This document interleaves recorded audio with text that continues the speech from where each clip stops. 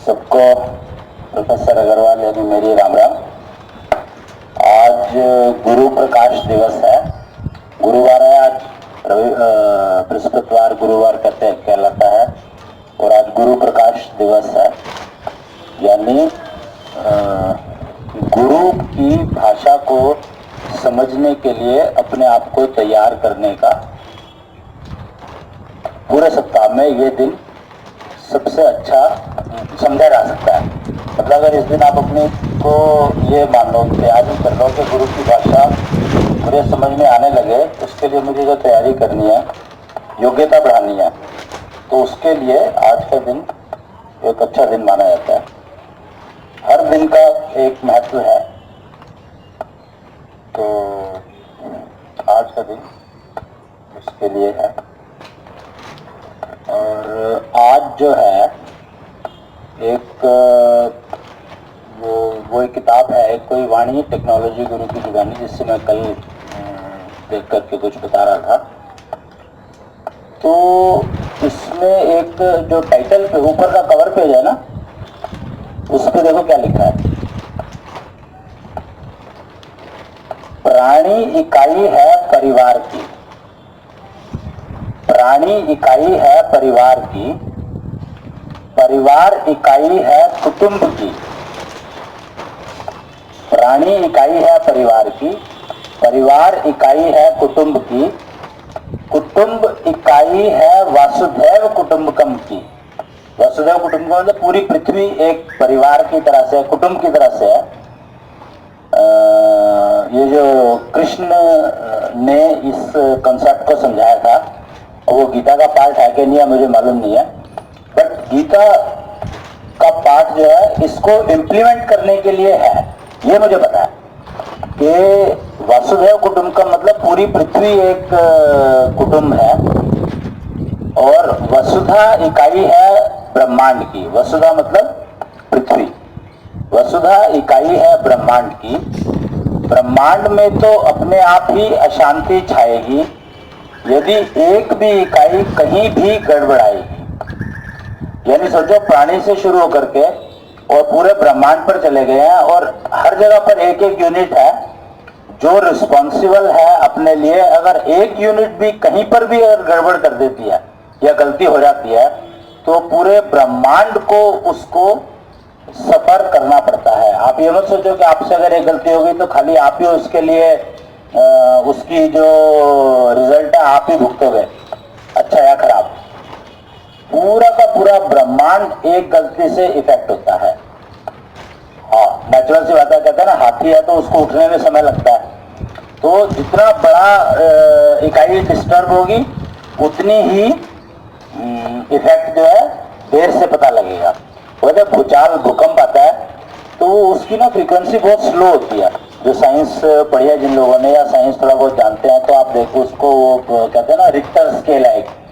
तो Richter scale का मतलब है कि जितनी हाई वैल्यू होगी उतना स्लो भूकंप आया है, मतलब उतनी दूर से आया है। वो डिस्टेंस सेंटर होता है, एपिक सेंटर होता है, जो सेंटर से भूकंप चलता है और कहां तक उसका इफेक्ट जाता है, तो वो रिक्टर स्केल के ऊपर मेजरमेंट किया जाता है। तो वो जितना स्लो होगा उतनी दूर तक जाएगा, जितना स्लो होगा उतनी दूर तक जाएगा, उतना ज्यादा एरिया घेरेगा, वो कवर करेगा। तो इसलिए हर एक इंसान, हर एक प्राणी रिस्पॉन्सिबल है। ब्रह्मांड में अगर या पृथ्वी पर कोई गड़बड़ होती है या ब्रह्मांड में कोई गड़बड़ होती है, तो उसके लिए इंडिविजुअल प्राणी की रिस्पॉन्सिबिलिटी उतनी ही है। इनफैक्ट इंडिविजुअल प्राणी से ही शुरू होता है सब कुछ। और एक और वो लिखा है इसके अंदर कुछ,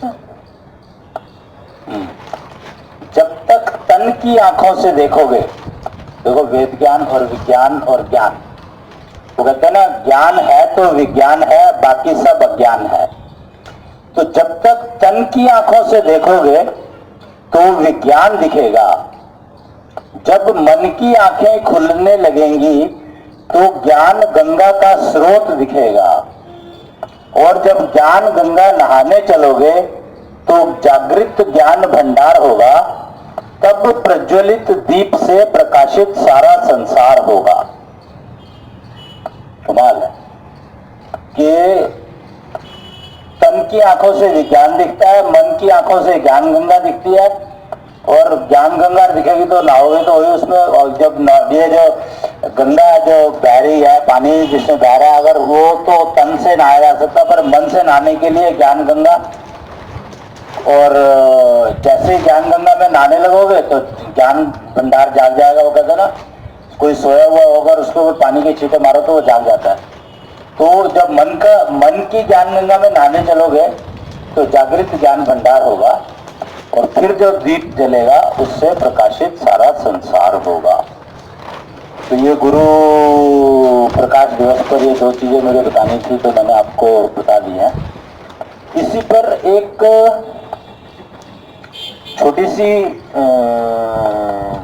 घटना है, कहानी है या कथा है, ये आप अपने आप डिसाइड कर लेना। एक गुरु द्रोणाचार्य का नाम आप सबने सुना होगा। महाभारत का एक कैरेक्टर था गुरु द्रोणाचार्य, था नहीं कहना चाहिए, थे कह सकता हूँ मैं, या था कह सकता हूँ, मुझे पता नहीं है, पर गुरु द्रोणाचार्य का नाम सबने सुना होगा। और एक और नाम उसके साथ में, नॉर्मली गुरु द्रोणाचार्य जो है कौरवों और पांडवों के गुरु थे। इनफैक्ट और भी बहुत सारे शिष्य थे उनके, पर मेन ये दो गिने जाते हैं क्योंकि ये राज परिवार से संबंधित थे और ज्यादातर इन्हीं के बारे में बात की जाती है। और एक शिष्य है, मतलब शिष्य नहीं है, एक और प्राणी है जिसका नाम है एकलव्य।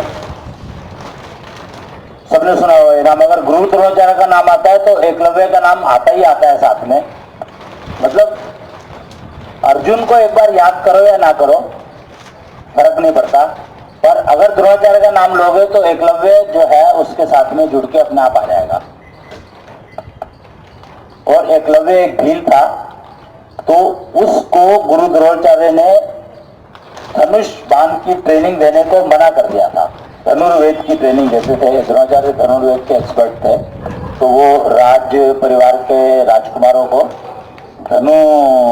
धनुर्विद्या सिखाते थे, धनुष बाण चलाना। आजकल ये जो रामलीला आने वाली है ना, तो धनुष बाण का बहुत ज्यादा वो है, तो धनुष बाण वाला एग्जाम्पल इसलिए मेरे ख्याल से निकल के आ गया होगा।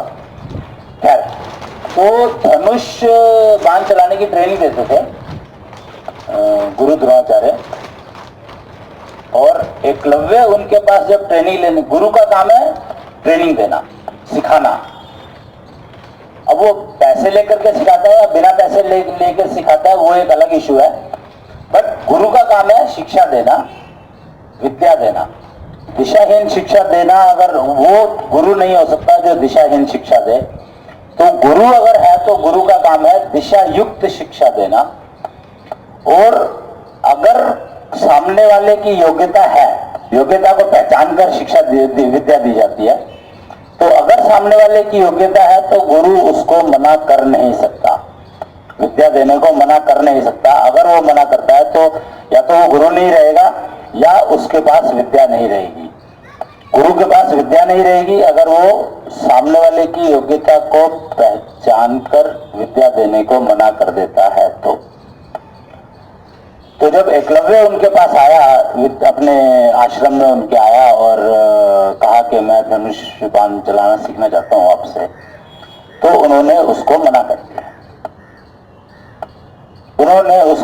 दिया। उसने बहुत रिक्वेस्ट करी, बहुत मिन्नत करी, बहुत कोशिश की कि वो सिखा दे। किसी की मतलब सिफारिश पता नहीं वो ला पाया कि नहीं ला पाया या क्या किया नहीं किया, बट गुरु ने उसको मना कर दिया विद्या सिखाने को। तो एकलव्य धुन का पक्का था, वो वही बात कि जिसके अगर मन में वो लग गई तो फिर लग गई। तो वो जाता है जंगल में वापस। भील है तो जंगलों में ही रहा करते थे, उनकी बस्तियां अपने बस जहाँ जहाँ उनका मन मौजूद है, जहाँ पर चाहे वहाँ बसा लेते थे। और वो ज़्यादातर पानी के किनारे, नदी के किनारे, और जहाँ पर जड़ी बूटियों का ज़्यादा वास हो, क्योंकि भील जो कम्युनिटी है उनको जड़ी बूटियों का बहुत ज्ञान है कि कौन सी जड़ी बूटी, कौन से पेड़ के पत्ते, कौन से पेड़ की जड़ और कौन से पेड़ का तना, छाल किस काम आती है, खाने के काम आती है या किसी मेडिसिन के काम आती है, किस तरह की बीमारी के काम आती है, सांप काट गया तो कौन सी जड़ी बूटी इस्तेमाल करी जा सकती है, एटसेट्रा एटसेट्रा। उनकी जानकारी बहुत अच्छी होती है उन लोगों को, और उन्हीं से सीख करके ये आयुर्वेदिक और एलोपैथी और जितने भी आपके सिस्टम है, होम्योपैथी, ये सब उन्हीं से सीख करके बने हैं। तो आपके जितने भी मेडिकल सिस्टम है उनके सबके गुरु भील ही हैं, समझ लेना आप इस बात को। उन सबके गुरु भील ही है और भीलों ने ही वो उपलब्ध कराई है। और भीलों को आज की तारीख में हम अनुसूचित जाति और पता नहीं क्या क्या कह करके पुकारते हैं। सोचो हम कितना बड़ा पाप करते हैं कि अपने गुरुओं को, जिन्होंने हमें जीवन बचाने की और घर चलाने की, मतलब घर किचन चलाने की वो दी है, विद्या दी है, और उन्हीं को हम लोग नीच जाति या फलाना ठिकाना मानते हैं। तो गुरुओं को अगर हम ये मानते हैं, मान के चलते हैं, तो फिर हमारा क्या होगा ये हम देख ही सकते हैं। आज के कलयुग में जो दिखाई दे रहा है वो, उसका कारण यही है कि गुरु को हमने पहचानना शुरू कर। मतलब सोचो कि अगर मेरी इतनी औकात हो जाए कि मैं गुरु को पहचान सकूं बिना सीखे, बिना कुछ करे। मुझे क्या लगता है कि गुरु को कुछ आता है कि नहीं आता, और कुछ आता है तो ठीक है, गलत है, मैं उसकी अगर टेस्ट लेने लग जाऊं। मतलब एक आम इंसान, यानी एक जो स्टूडेंट गुरु की जो है परीक्षा लेने लग जाए, तो कलयुग में ही संभव है ये कि एक दिशाहीन प्राणी ही गुरु की वो ले सकता है, और दिशाहीन गुरु ही शिक्षा दे सकता है प्राणियों को। मतलब दिशाहीन गुरु जो होगा वो ही एक आंख बंद करके बिना टेस्ट किए हुए कि ये डिजर्व करता है कि नहीं करता है, सिखाना शुरू कर देगा। तो ये दोनों चीजें जो है कलयुग में होती थी, और महाभारत उसी का परिणाम है कि ये चीजें खत्म होनी चाहिए। और उसके लिए ही महाभारत कृष्ण ने पूर्ण अवतार लेकर के उस महाभारत करनी पड़ी उसको, तो करी उसने। मैं वो फिर वो वापस वहां पर चला गया। लेकिन हम लोग एकलव्य पर आते हैं वापस। तो एकलव्य ने क्या किया, गुरु द्रोणाचार्य की मूर्ति बनाई। अब देखो भील है, उनको आर्ट ये सारी चीजें आती हैं उनको, क्योंकि जैसी जरूरत होती है वैसा कुछ बना लेते हैं वो। खेतों में मतलब खेती की हुई है, और वहां से अगर पक्षी और जो बाकी अनवांटेड जो है वो आ ना जाए, अनाज खराब ना करें, उनको रोकने के लिए वो बनाते थे पुतले उतले। तो उसने गुरु द्रोणाचार्य की मूर्ति बनाई, और पूरी मूर्ति उसने एग्जैक्टली गुरु द्रोणाचार्य की तरह से बैठ करके जैसे शिक्षा देते हैं वैसे बिठाया। सिर्फ एक फर्क था कि उसने उनकी मुट्ठी बंद करके एक उंगली को सामने कर दिया। जैसे आप अम्बेडकर जी की मूर्तियां अगर देखते होंगे तो उसमें एक उंगली ऊपर उठी होती है। तो गुरु द्रोणाचार्य की मूर्ति एक्चुअली वो उंगली जो अम्बेडकर जी की जो उंगली उठाई है, तो ये एक टेक्नोलॉजी है इसके पीछे। उंगली उठाई है का मतलब है कि ध्यान रखना। और जब गुरु ट्रेनिंग दे रहा है, बच्चों को शिक्षा दे रहा है, तो उसका काम ही है सिखाया और ध्यान रखना कि गलती ना हो जाए। और गलती क्या हो जाए कि तुम्हारी वजह से किसी को नुकसान ना हो जाए। तुम सीखो, चाहे धीरे सीखो या तेजी से सीखो, वो एक अलग इशू है। मतलब धीरे सीख सकते हो, कोई दिक्कत नहीं है उसमें। 10 साल भी लगेंगे तो मैं सिखाने को तैयार हूं। अगर 20 साल में सीखते हो तो भी मैं 20 साल में भी सिखाने को तैयार हूं, मुझे कोई वो नहीं है। लेकिन ध्यान आपको ये रखना है, उंगली इसलिए ऊपर रखी है, एक उंगली दिखाई जाती है कि एक उंगली का मतलब है कि आप ध्यान रखना। वार्निंग है ये कि ध्यान रखना कि तुम्हारे से कोई ऐसी गलती, ऐसा काम ना हो जाए जिससे दूसरे को नुकसान हो, और ऐसा काम ना हो जाए कि तुम्हें खुद को नुकसान हो। अगर तुम खुद अपने आप को नुकसान देने को तैयार हो तो इसका मतलब आप दूसरे को कभी भी नुकसान दे सकते हो। तो याद रखना, जब आप एक उंगली उठाते हो मुट्ठी में, अगर आप ध्यान से देखोगे तो कहते हैं कि एक उंगली अगर आप उठाते हो, मुट्ठी बंद है, तो 3 उंगलियां आपके अपनी तरफ होती हैं। होती है कि नहीं होती? मतलब आप देख ही सकते हो, ये तो एक प्रोसेस है जो कोई भी चेक कर सकता है, वही वेरिफिकेशन वाला। तो 3 उंगलियां अपनी तरफ क्यों होती हैं? सिर्फ एक ही कारण है उसका कि आपको पहले ये ध्यान रखना है कि मैं कोई ऐसा काम ना करूं जिससे मुझे नुकसान हो। अगर मैं इतना ध्यान भी नहीं रख सकता कि अपना नुकसान उठाने को तैयार हूं, तो आप दूसरे को कभी फायदा पहुंचा ही नहीं सकते। ये बात 100% सही है, और ये सृष्टि बनाने वाले का नियम है, नियम ज्ञान का नियम है ये, कि अगर आप अपना नुकसान उठाने को तैयार हो तो आप दूसरे को फायदा पहुंचा नहीं सकते किसी भी हालत में। वो अपेरेंटली आपको लगेगा कि आपने उसका फायदा पहुंचा दिया, पर अल्टीमेटली उसका नुकसान ही होगा, आपको भी और दूसरे को भी, अगर आप अपना नुकसान उठाने को तैयार हो गए।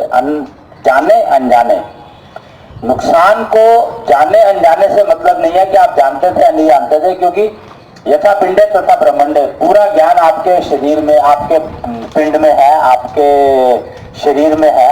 अगर आपने उस ज्ञान को नहीं जगाया तो ये प्रॉब्लम आपकी है, आप इग्नोरेंट नहीं हो सकते, क्योंकि आप ज्ञान भंडार खुद हो, सारा ज्ञान आपके पास है, और उसको जगाना आपकी मजबूरी है, आप जगाना ही पड़ेगा उसको आपको, जिससे आप कम से कम ये पहचान लो कि अपना नुकसान नहीं कर रहा हूं और मेरी वजह से सामने वाले को कोई नुकसान ना हो जाए। तो भील ने वो मूर्ति बनाई गुरु की, और तीर कमान धनुष बाण चलाने की अभ्यास करने लगा, प्रैक्टिस करने लगा अपने आप ही, और हर बार गुरु की तरफ देख लेता था तो उसकी उंगली उठी हुई रहती थी, तो लगता था कि गुरु साक्षात बैठे हैं सामने और वो कह रहे हैं ध्यान रखिए बस। और गुरु का यही काम है, ध्यान रखिए, बाकी प्रैक्टिस तो अपने आप ही करनी है। मतलब प्रैक्टिस तो सारी अपने आप ही करनी है, सब कुछ अपने आप करना है। तो करते करते करते करते पता नहीं, एक दिन गुरु द्रोणाचार्य और अर्जुन और ये सारे साथी पांडव और जितने भी शिष्य थे उनके, वो जंगल भ्रमण में जा रहे थे, और गुरु उनको कुछ कुछ बता रहे थे, चीजें सिखा रहे थे कि कैसे क्या पहचानना है, जड़ी बूटियों की पहचान भी, मतलब ट्रेनिंग में सब कुछ पहचाना जाता है कि चोट लगेगी तो तुम्हें अपने आप को हील करने के लिए कौन सी जड़ी बूटी किस प्रकार के काम के लिए यूज कर सकते हो, ये सारा ट्रेनिंग का पार्ट है। मतलब विद्या के अंदर दिशाहीन और दिशा युक्त और दिशा मुक्त का मतलब क्या है कि दिशाहीन जो शिक्षा होगी उसमें सिर्फ एक चीज सिखाई जाएगी, धनुष्बाण चलाना है तो धनुष्बाण चलाना सिखा दिया जाएगा, बाकी चीजें नहीं। लेकिन वहां पर विद्या में, दिशा युक्त शिक्षा में या विद्यादान में हर चीज सिखाई जाती है। अगर मान लो धनुष चलाते हुए आपको चोट लग गई, लड़ाई भी नहीं हो रही, कुछ नहीं हो रहा, लेकिन आप चला रहे थे, आपको चोट लग गई, तो आप उसको ठीक कैसे करोगे, तो उसके लिए कौन सी जड़ी बूटी काम आएगी, वो कहाँ मिलती है, वो सब चीजें सिखाई जाती थी। तो वो गुरु द्रोणाचार्य उनको जंगल लेकर के जा रहे थे, तो उन्होंने देखा कि कुत्ता आ रहा है सामने से और उसके मुंह में तीर लगे हुए हैं। मतलब वो हैरान हो गए, गुरु द्रोणाचार्य देख करके हैरान हो गए कि ऐसा कैसे हो सकता है कि कुत्ते के मुंह में तीर लगे हुए हैं, और इस तरीके से लगे हुए हैं कि कुत्ते ने अपने आप मुंह में नहीं डाले हैं, किसी ने मारे हैं, और कुत्ते को चोट तक नहीं आई, बिल्कुल भी कहीं से खून नहीं निकल रहा, कुछ नहीं, बिल्कुल एकदम इतना परफेक्ट तीर चलाने वाला दुनिया में कौन हो सकता है। ये बात उनको बड़ी आश्चर्यजनक लगी कि ऐसा तो पॉसिबल ही नहीं है, ऐसा संभव ही नहीं है। लेकिन जो चीज सामने दिखाई दे रही है, आंखों को दिखाई दे रही है, उससे आप आंखें कैसे गूंज सकते हो। ये बात आज भी वैलिड है कि अगर आपको कोई चीज आंखों से दिखाई दे रही है तो आप उसको समझने की कोशिश करो, ये मत कर समझो कि ये मैं गलत देख रहा हूं या मुझे भ्रम हो रहा है। भ्रम हो रहा हो तो भी आप उसको वेरीफाई करना जरूरी है कि भ्रम ही है क्या, कहीं ऐसा ना हो कि आपने सोच लिया भ्रम है और नुकसान उठा करके चले गए। तो सूक्ष्मता, हर चीज के ऊपर ध्यान रखना बहुत जरूरी है, और बहुत आसान है, कोई फर्क नहीं पड़ता। मात्र 1 सेकंड लगता है ये वेरीफाई करने में कि भ्रम तो नहीं है। अपनी आंखों पर विश्वास करो, दूसरों के कहने पर विश्वास करो ना करो, अपने ऊपर, अपने देखे पर विश्वास करो ना करो, पर वेरीफाई जरूर करो, रिजेक्ट करने से पहले या सिलेक्ट करने से पहले। तो उनको वो दिखाई दे रहा था सामने, तो कैसे मना कर देते।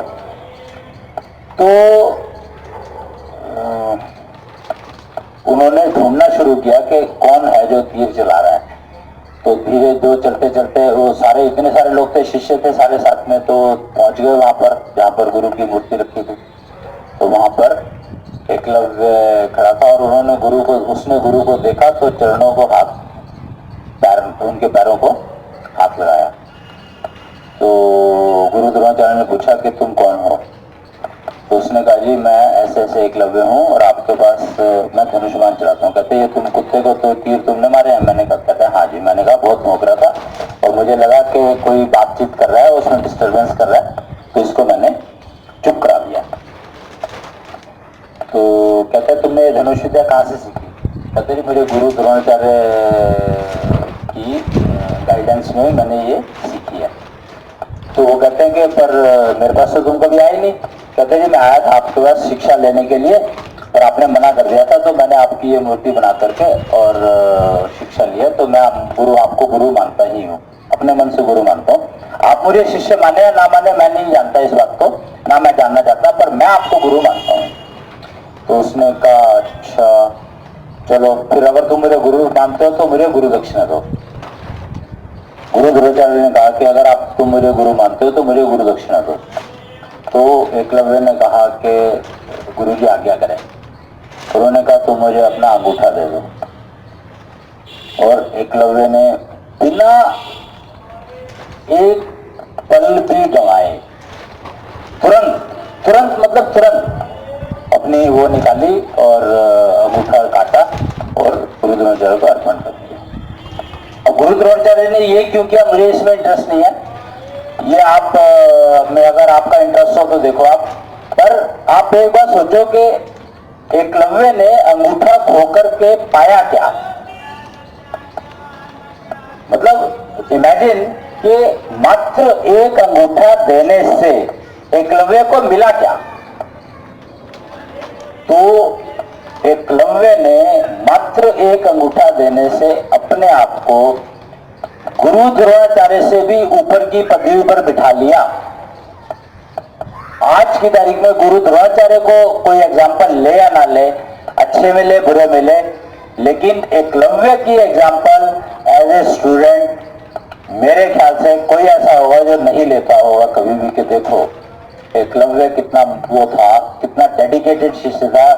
हालांकि गुरु ने शिक्षा देने को डायरेक्टली मना कर दिया था, फिर भी उसने अपना अंगूठा गुरु के कहने पर अपना अंगूठा काट करके दे दिया। अब अगर वो अंगूठा नहीं देता, सोचो, तो एकलव्य को कोई जानता भी नहीं आज की तारीख में। एकलव्य का नाम कोई जानता भी नहीं आज की तारीख में। एकलव्य नाम का भी कोई प्राणी हुआ था इस दुनिया में। और गुरु द्रोणाचार्य को लोग भूल सकते हैं, एकलव्य को कोई भूल नहीं सकता। किसी भी कंडीशन में, किसी भी हालत में एकलव्य को कोई भूल नहीं सकता। एकलव्य का दिया हुआ गुरु दक्षिणा में एक अंगूठा पूरे 10 उंगलियां होता है, 2 अंगूठे होते हैं, 4 उंगलियां, 8 उंगलियां होती हैं दोनों हाथों में और दोनों पैरों में अंगूठे होते हैं। सिर्फ एक हाथ का एक अंगूठा देने से उसने वो स्थान प्राप्त कर लिया कि पूरा ब्रह्मांड उसको कभी भूल नहीं सकता। जब भी कृष्ण की बात होगी तो एकलव्य की बात आएगी ही आएगी। क्यों? क्योंकि महाभारत की जब भी बात होगी तो एकलव्य उसका इकलौता एग्जाम्पल है पूरे ब्रह्मांड में। इतने 99 महायुग गुजर चुके हैं, 99 महायुग गुजर चुके हैं। एक महायुग 43 लाख साल का होता है। सोचो कि कितना वक्त गुजर चुका है इस सृष्टि को बने हुए। एकलव्य इकलौता एग्जाम्पल है। एकलव्य इकलौता एग्जाम्पल है जिसको कोई भुला नहीं सकता। और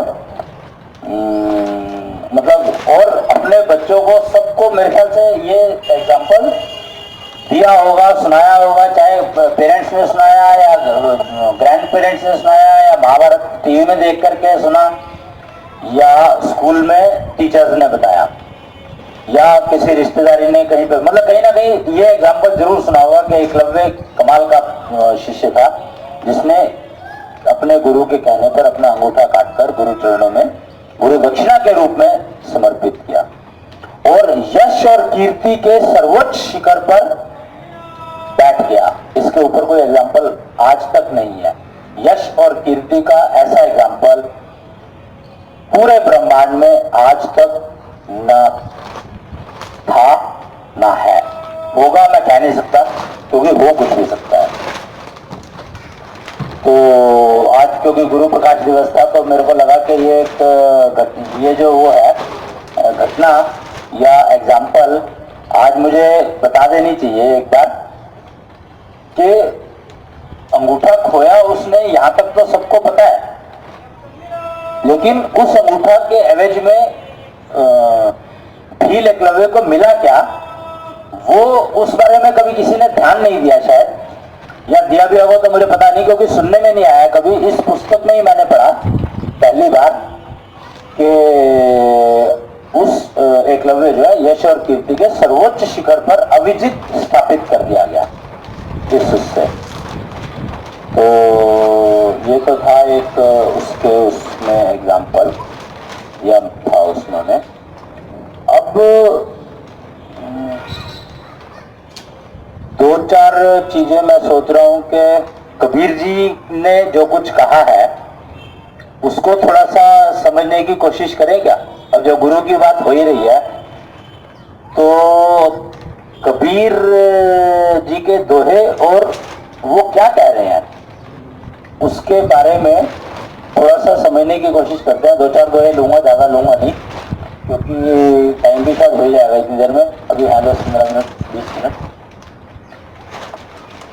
कबीर जी ने कहा है,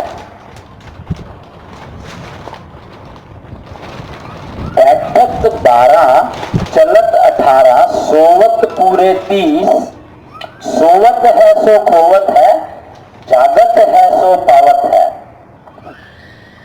मेरे ख्याल से ये एक ऐसा दोहा है जो जिंदगी का पूरा गणित समझा रहा है, मतलब पूरा लाइफ का पूरा मैथमेटिक्स समझा रहा है ये। बैठत 12 चलत 18 सोवत पूरे 30, सोवत है सो खोवत है, जागत है सो पावत है। वो कहता है, जो कबीर कहते हैं कि कबीर ये बता रहे हैं कि मनुष्य सोते हुए खोता क्या है। ये तो बात मेरे ख्याल से सारे जानते हैं, सबने ये बात कही है कि जो सोवत है सो खोवत है, मतलब जो सोता रहता है तो वो खोता ही खोता है। पर एग्जैक्टली खोता क्या है ये शायद किसी को नहीं पता, और सोने से बचा नहीं जा सकता, क्योंकि ये एक ऑटोमेटिक प्रोसेस है। अगर आपकी बैटरी पूरी डिस्चार्ज हो गई है तो आपको रिप्लेनिश करने के लिए चार्जिंग चाहिए ही चाहिए, तो वो सोने के अलावा और कोई रास्ता है ही नहीं। नींद तो अपने आप आती है, मतलब आपको नींद अगर आप चाहोगे जबरदस्ती नींद आ जाए तो मेरे ख्याल से नींद आने वाली है नहीं। ये सारे के सारे एक्सपेरिमेंट कर चुके हैं, और दवाई ले लो तो भी वो टेम्परेरी थोड़ा सा लगता है कि नींद आ गई, पर वो नींद नहीं आती है। वो आप नशे में हो जाते हो तो लगता है कि नींद आ गई, पर नींद अपने आप आती है, भूख अपने आप लगती है। वो कहते हैं ना, पैसे से आप अच्छे से अच्छा खाना खरीद सकते हो लेकिन भूख नहीं खरीद सकते। पैसे से आप अच्छे से अच्छा बिस्तर खरीद सकते हो पर नींद नहीं खरीद सकते। और सांस तो आप खरीद ही नहीं सकते, चाहे पैसा हो ना हो, कुछ भी हो, सांस नहीं खरीद सकते बिल्कुल भी। और 5 तत्व तो खरीद ही नहीं सकता है, क्योंकि वो सेल कौन कर रहा है ये पता ही लगेगा। 5 तत्व बिकते हैं यही नहीं पता। सांस भी बिकती है मार्केट में, वैसे मैं बता दूं आप लोगों को कि सांस भी बिक रही है मार्केट में आजकल। अगर खरीदना चाहो तो खरीद लो, पर ऑब्वियसली महंगी बहुत होगी, क्योंकि सांस है आफ्टर ऑल। तो मैं वापस उस पे कबीर जी के दोहे पर आ रहा हूँ। ये इसलिए बता रहा हूँ क्योंकि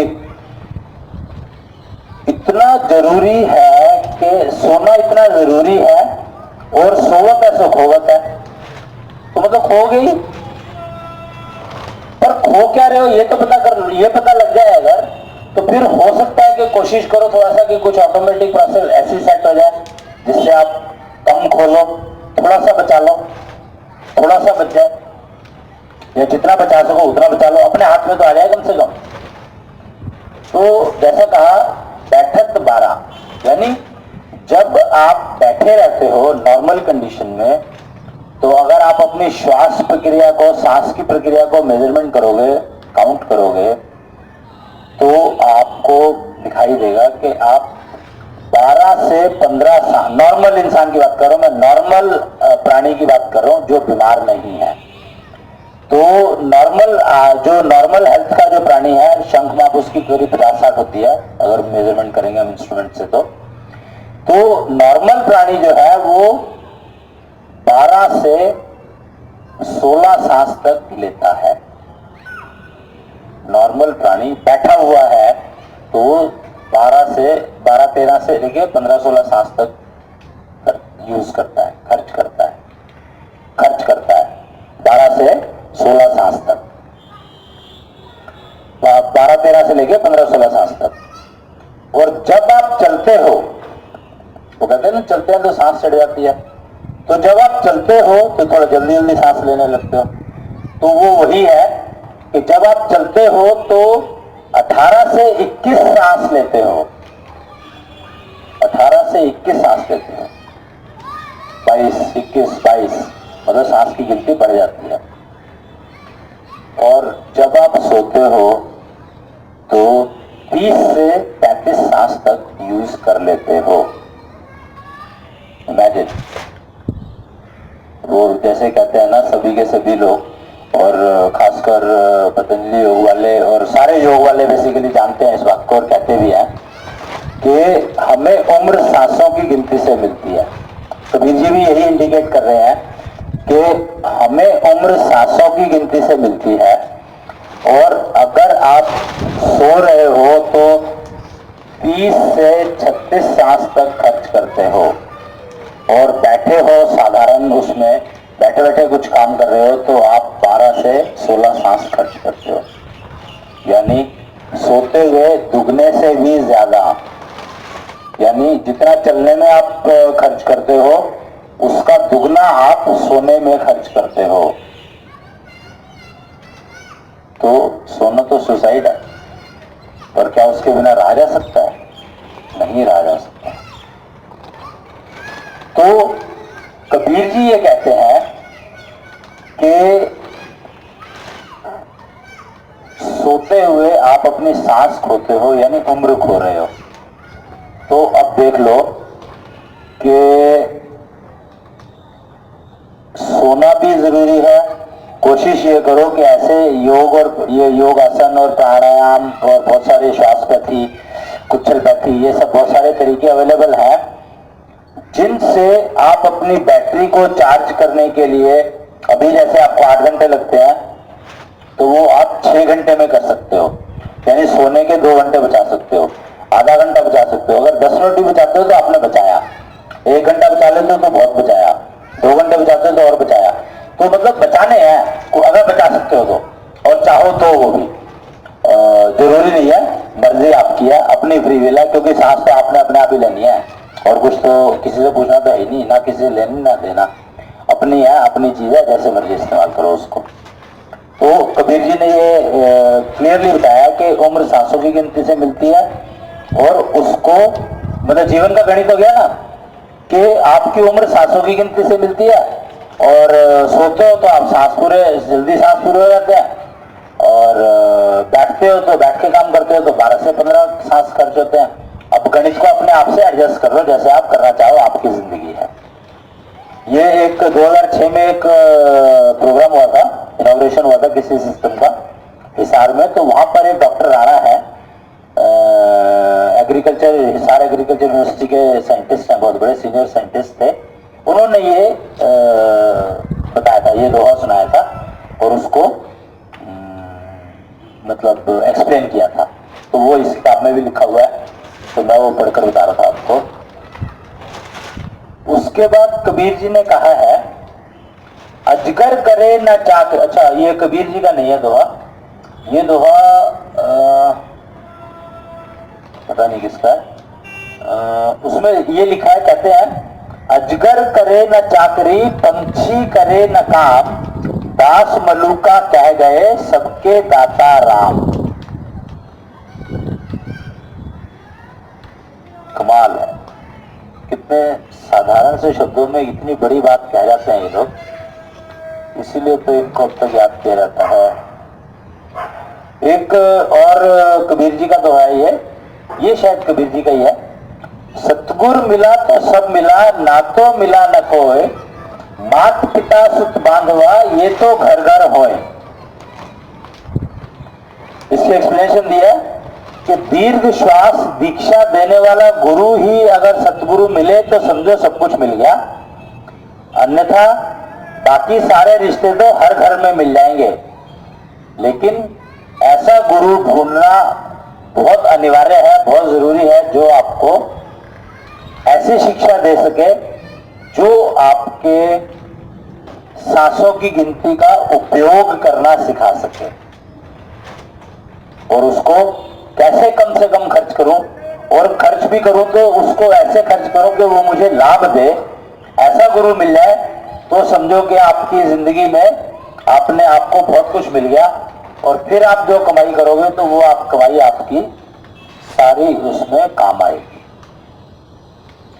एक और दोहा है, चलती चक्की देखकर दिया कबीरा रोए, दो पाटन के बीच में बाकी बचा न कोई।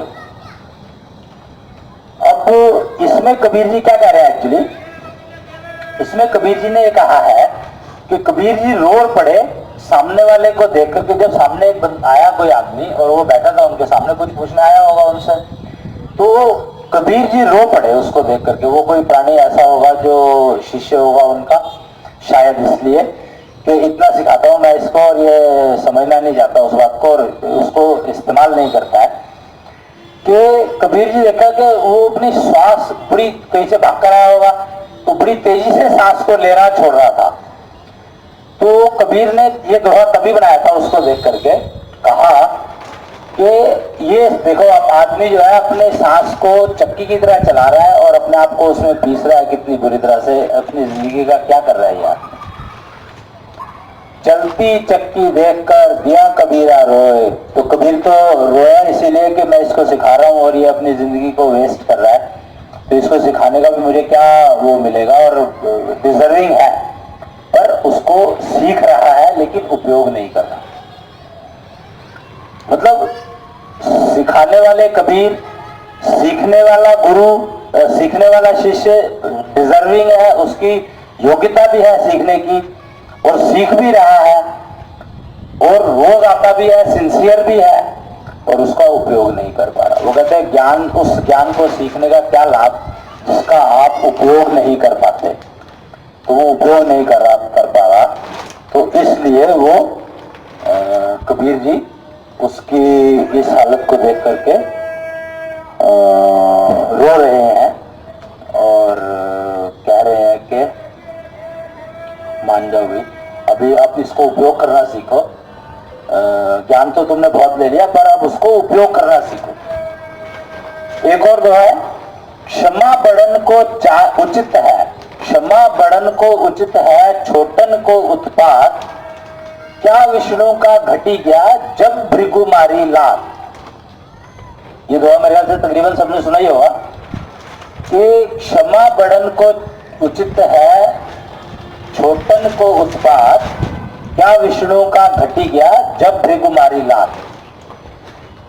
तो इसमें कबीर जी ने बड़ा साधारण सी भाषा में ये बताया कि विष्णु और भृगु दो लोग हैं, दो प्राणियों की इसमें मेंशन किया उन्होंने कि भृगु ने विष्णु लेटे हुए थे और भृगु ने उनको लात मार के जगाया।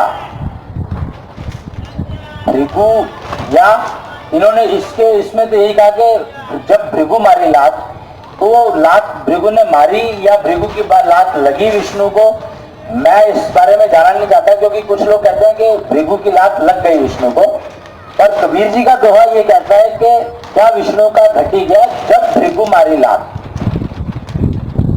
तो भृगु ने जब लात मारी विष्णु को उठाने के लिए कि जाग, तेरे को सृष्टि पालन का काम दिया गया है, तो सृष्टि पालन नहीं कर रहा, सो रहा है, क्यों सो रहा है। तो विष्णु ने उठते ही कहा, ऋषिवर कहीं आपको चोट तो नहीं आई।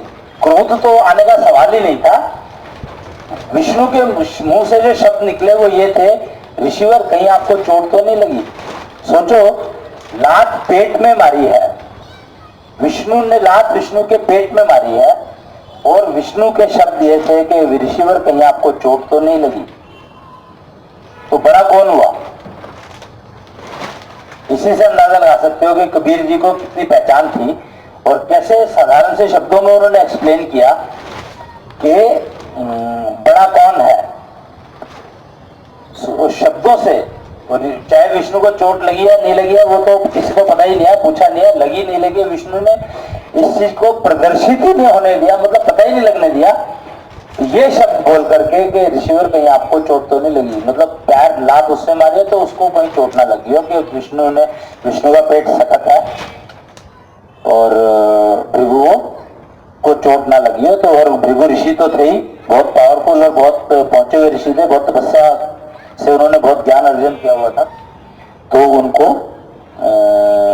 जानते सारे थे, विष्णु भी उनको पहचानते थे अच्छे से, तो उन्होंने उनको ये बात कही। तो बड़े बड़े होने की निशानी को समझने के लिए दोहा इतना बढ़िया है, इतना अच्छा है और इतना साधारण है कि तुरंत समझ में आता है कि बच्चों को माफ, या छोटों में बच्चे ही आएंगे नेचुरली, नेक्स्ट जनरेशन, तो उसको माफ करना है, पर साथ के साथ में बताना भी है, उससे पूछना भी है कि तूने अगर ये लात मारी है तो किस लिए लात मारी है।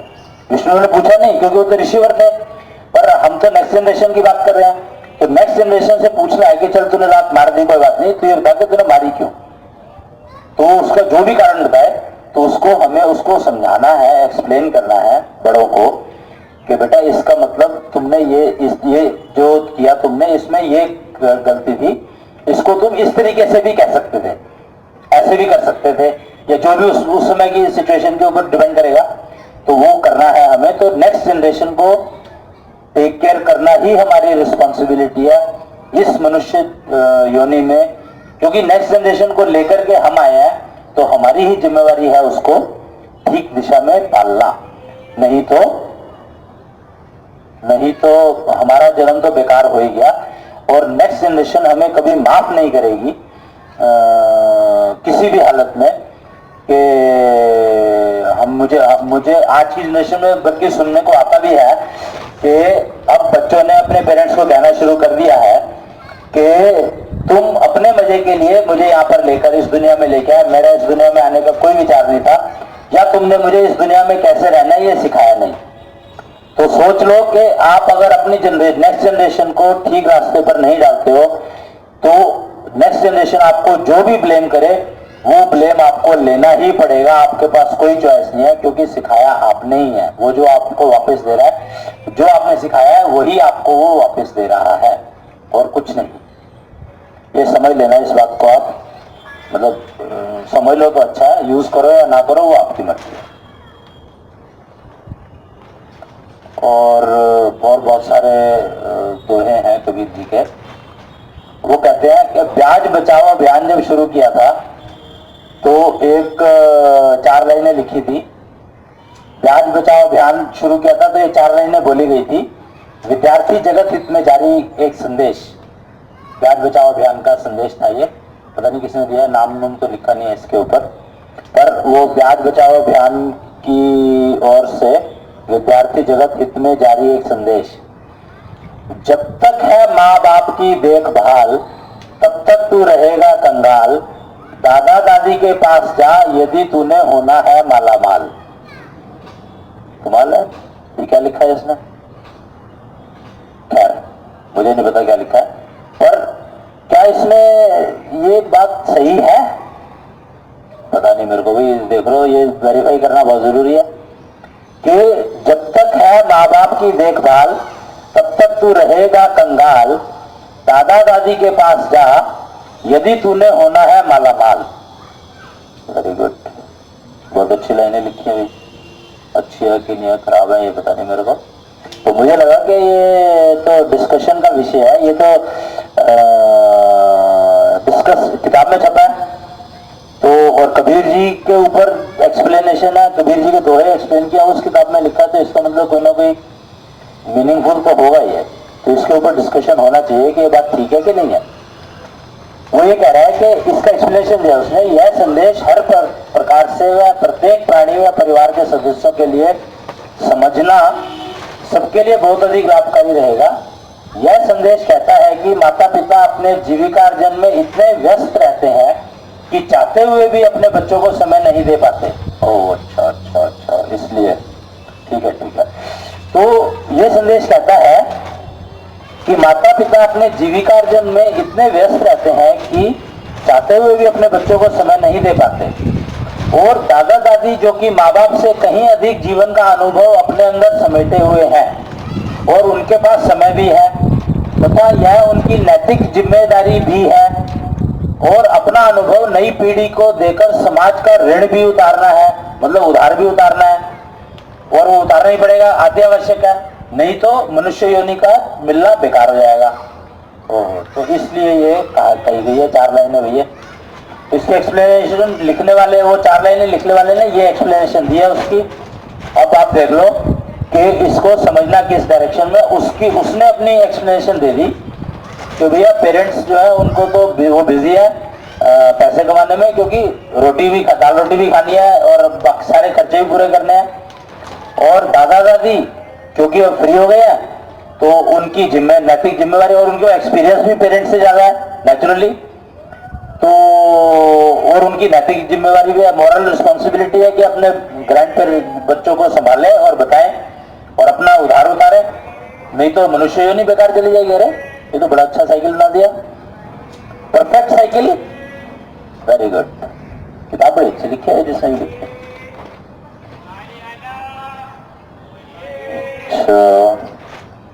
चलो मेरे ख्याल से आज वो हो गया, आज के लिए इतना ही काफी है। अब मैं एक 10 लाइन का एक भजन है, गा तो मैं सकता नहीं क्योंकि गाना वाना मुझे आता नहीं है, पर फिर भी ये नाड़ी ज्ञान के ऊपर आधारित भजन है। इसको गाने से नाड़ी जो है, अपने घर के जो वास्तु दोष है वो खत्म हो जाते हैं, और अपनी माँ मतलब माता पिता और खुद तीनों की नाड़ियों में सिंक्रोनाइजेशन, मतलब घर में हार्मनी आने का चांसेस बहुत बढ़ जाते हैं इससे। अगर आप इसको रोज अपने घर में एक बार डालो, खासकर बच्चे और ग्रैंड पेरेंट्स, और सारे गाले तो बहुत ही अच्छा है। तो ग्रैंड पेरेंट्स, पेरेंट्स और चिल्ड्रन, इन तीनों की नाड़ियों में आपस में लयबद्धता आती चली जाएगी, सिंक्रोनाइजेशन होता चला जाएगा। तो मुझे लगा कि आज ये बताना बहुत जरूरी है, आज के दिन ही ये देना था मेरे को, तो आज मैं दे रहा हूँ इसको। आप चाहे तो मेरे से कभी कॉपी ले सकते हैं इसकी, या इंटरनेट से उतार सकते हैं। ये इसको शुक ज्ञानिता कहते हैं, आचार्य शुक हुए हैं, उनके नाम पर यह ज्ञानिता लिखी गई है। तो मैं इसको सुना रहा हूँ, आप इंटरनेट से उतार सकते हैं अगर चाहें तो। कुच्छल कीर्तन एक के नाम से अगर आप सर्च करोगे तो मिल जाएगा फेसबुक के ऊपर। इतनी शक्ति हमें देना माता, माता मदर, इतनी शक्ति हमें देना माता, मन पे विश्वास कमजोर होना, इतनी शक्ति हमें देना माता, मन पे विश्वास कमजोर होना। अनेक रास्ता में है एक रास्ता, भूल कर भी कोई भूल होना। मतलब एक रास्ता, बहुत सारे रास्ते हैं पर एक ही रास्ता सबसे सुटेबल है मेरे लिए, तो मैं गलती से भी गलत रास्ता ना चुनूं, नहीं तो कष्ट रहेगा। भूल कर भी कोई भूल होना,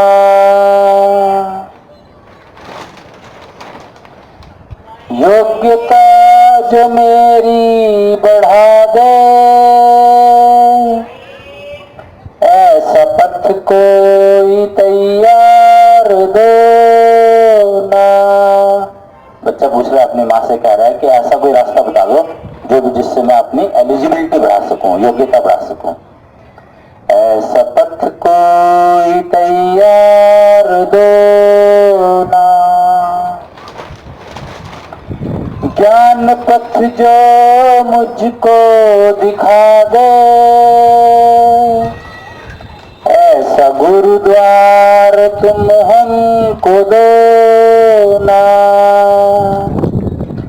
बच्चे कह रहे हैं कि ऐसा गुरुद्वार बताओ हमें, गुरु का द्वार बताओ जहां पर जो हमें ज्ञान पथ बता दे कि ज्ञान पथ कौन सा है जिससे हम उस पर चल सकें।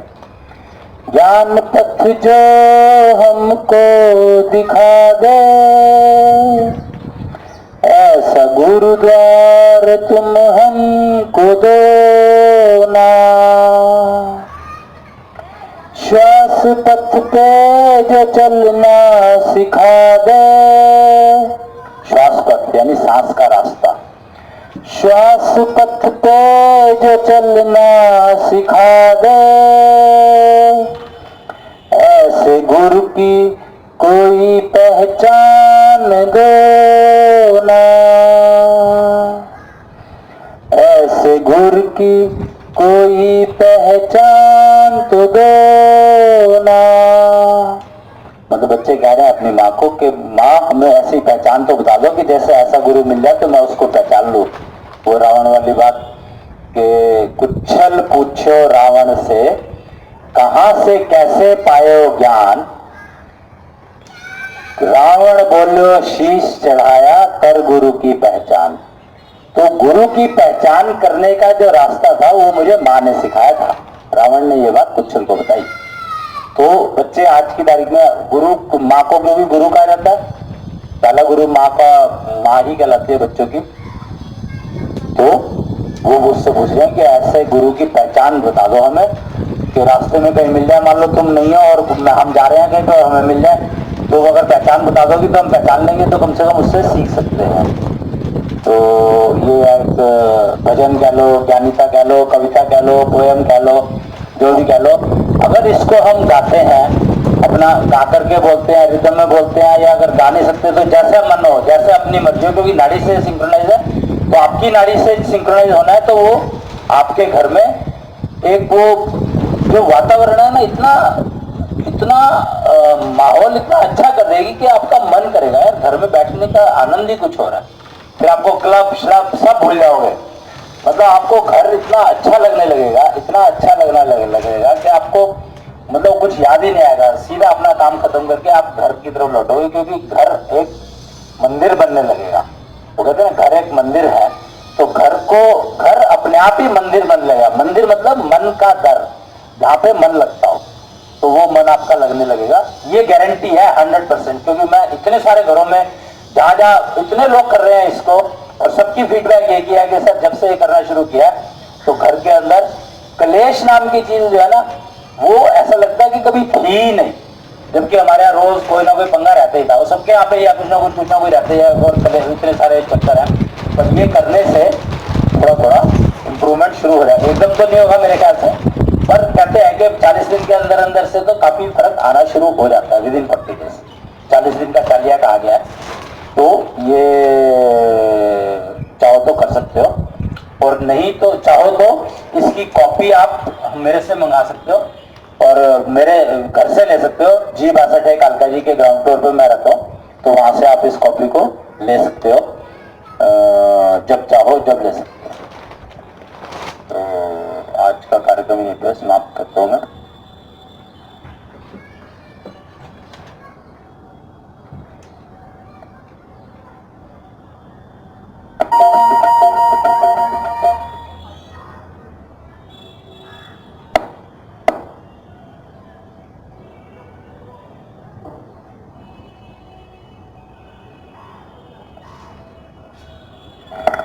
पापा, मैं अधिकतर लोगों को कहते सुनती हूँ, टाइम इज बैड, ये क्या है?